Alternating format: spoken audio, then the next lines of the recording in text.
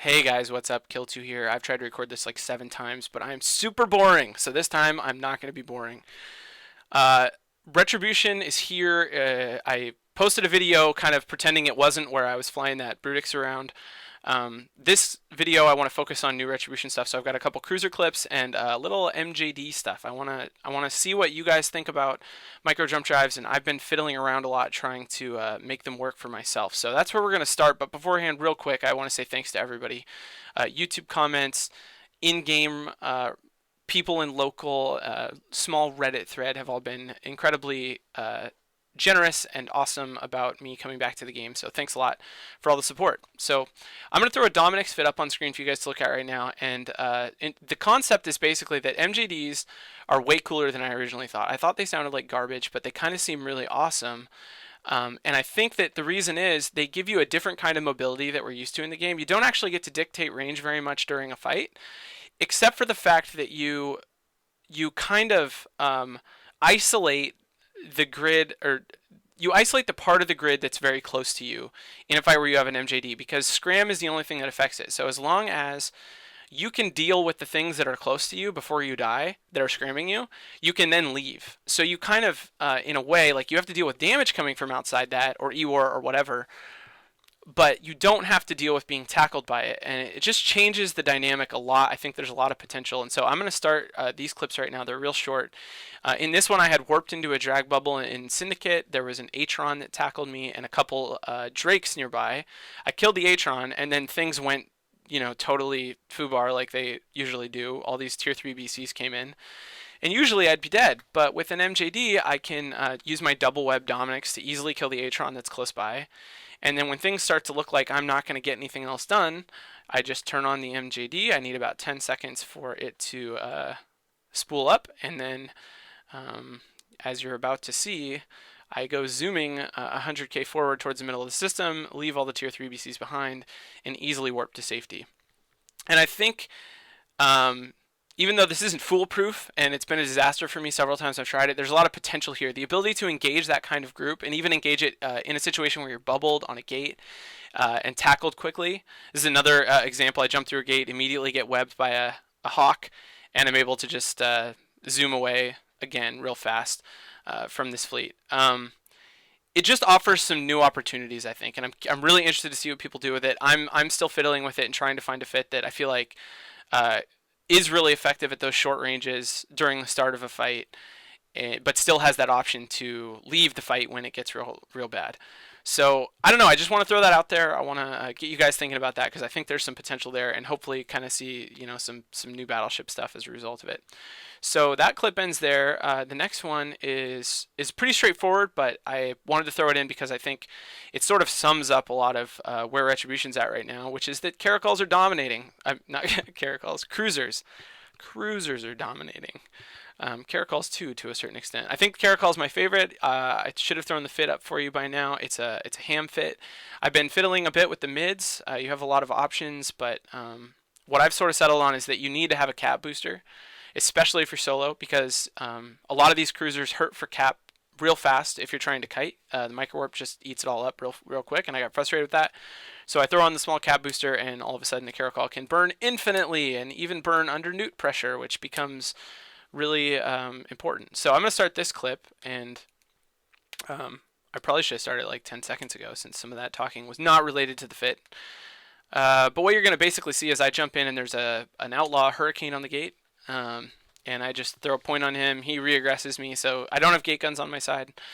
But I'm just looking to kite, and basically across the board, these cruisers should be able to dictate range really easily against battle cruisers, even against tier 3 battle cruisers in a lot of cases, which doesn't necessarily do you any good because tier 3 battle cruisers are so good at projecting damage. But against tier 2s especially, you're going to be able to kite a lot. And a Hurricane's a bit dangerous because it can project pretty well too, but the Caracol hits out to 30k, and so as long as I can keep outside of his real effective range, which is inside 12 or 13k, I'm going to be in pretty good shape. And in this fight, I actually switched ammo, which is another cool option Caracol has. Traditionally, any of the decent Caldari ships have had damage bonuses to kinetic that sort of restrict their damage selection, but being able to switch from EM to explosive or whatever it is you want definitely comes in handy. And in this fight, I think it helped a lot. If I'm stuck shooting kinetic against, I don't know. In this fight, it probably wouldn't have mattered. Let's just say it's cool that that's an option you have. I'm manually orbiting here. I think that's important. This guy, I think, was Afterburner fit. He was a little new and kind of had some questions about the fight afterwards. I think the Afterburner, if that's what he has, definitely makes my job a lot easier, but I still think you have to manually orbit to try to keep yourself right in the sweet spot. If you just hit the orbit button, you're going to wind up getting tackled or having him warp off. If you're him, first of all, don't fit an Afterburner for the most part, and second of all, try to switch directions a lot so that I have to work harder to maintain my orbit. But for the most part, this is pretty straightforward. I take about half shield damage. He has 1 tracking enhancer and 2 20s or something like that, so I got a bit lucky there. If he has 4 25s and 2 tracking enhancers, might be a little bit more difficult of a fight, but in general, this is something that's possible, and I think the reason it hasn't happened a ton for me is that Losec is just busy. It's rare to run into solo pilots like that, but kiting battlecruisers, kiting other cruisers, kiting destroyers is all going to be an option with these new cruisers, and so that's just a quick example of that, and hopefully you guys are having some opportunities to do that sort of thing too. The cruisers are a lot of fun, they're cheap, it's a good place to be. So the next clip is a cruiser also. You should be looking at a fit for that. It is a Rupture, which changed less than most of the cruisers did, because it was probably the best cruiser before the changes, or one of the best anyway. And all it really got is an extra mid, which is really important.